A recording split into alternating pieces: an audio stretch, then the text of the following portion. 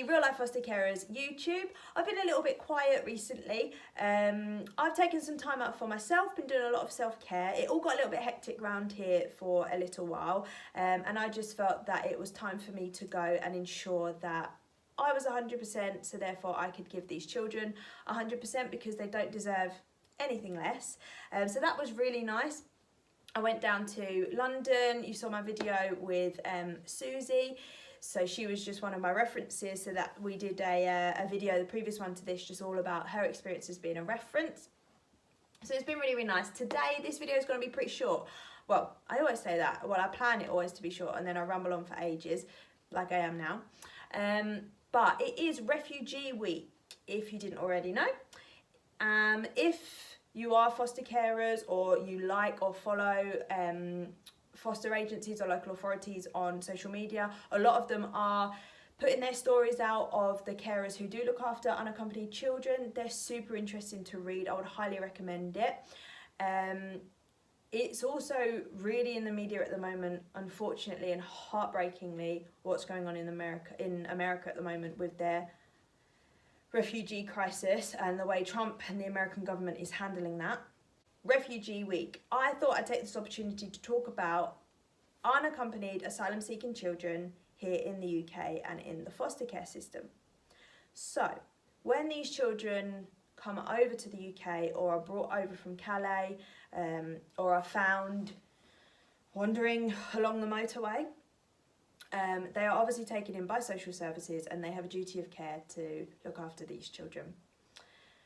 When you start fostering, you literally get the choice of what type of child you would like to invite into your home and what type of child you would like to take care of. Looking after unaccompanied asylum seeking children isn't for everybody, and it doesn't have to be. You'll never be pressured to do anything you don't want to do.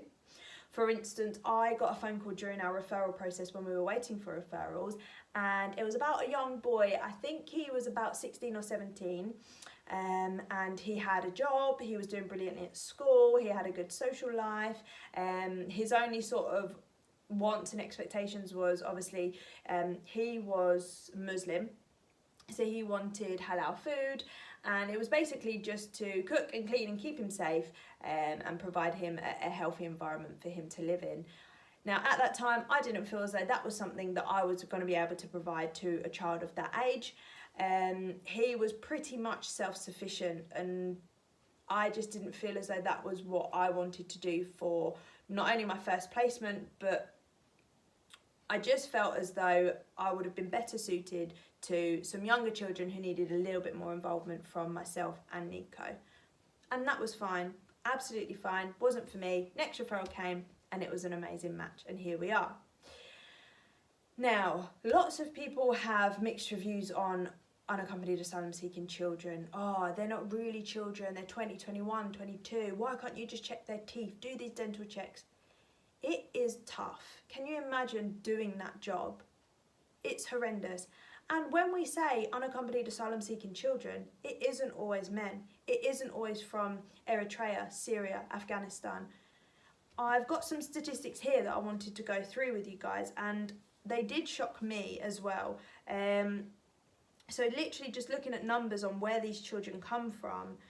So in 2017, we've got the statistics here.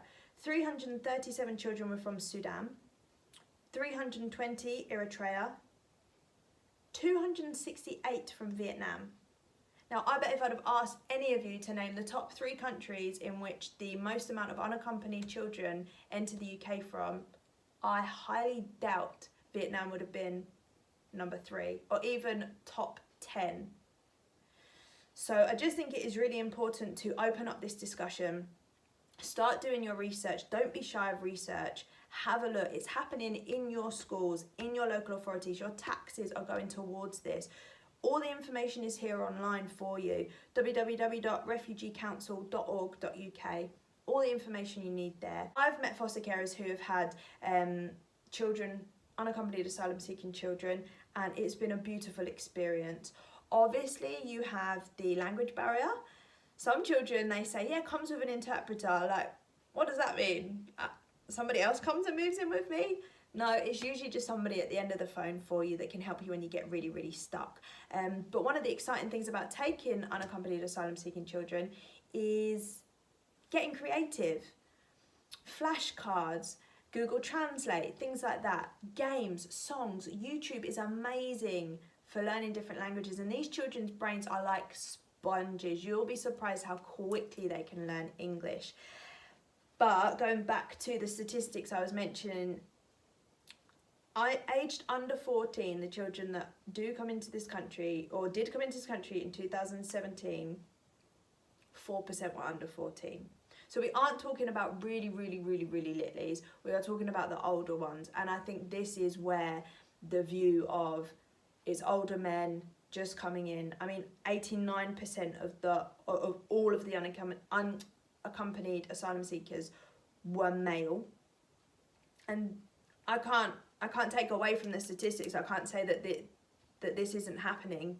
But I know, should we ever end up in a position where our lives are destroyed, our homes are destroyed, we are living in fear, I know Nico would be banging on Australia's door with a nappy on and a dummy in his mouth, pretending to be whatever age he had to be to get in.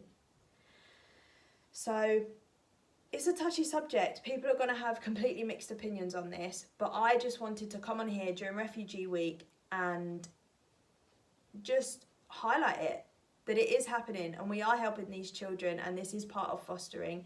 But also for people who, I get asked all the time, do you get lots and lots and lots of refugees? No, we're not inundated.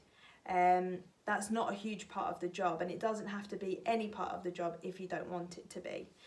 What I will be doing though is linking some of the stories from foster carers from not only my own agency but some other agencies that I've found, with beautiful stories of people that have only ever fostered refugee children. It's really, really heartwarming to read, and I just think how rewarding, this job is rewarding as it is, but to actually sit there and know that these children are worlds and worlds and worlds away from home, and you're the one making them feel safe and secure 10 times more than we do with foster children from the UK, I just think that would be really, really special. So yeah, like I said, a little bit of a quick one. So yeah, thanks guys, see you later.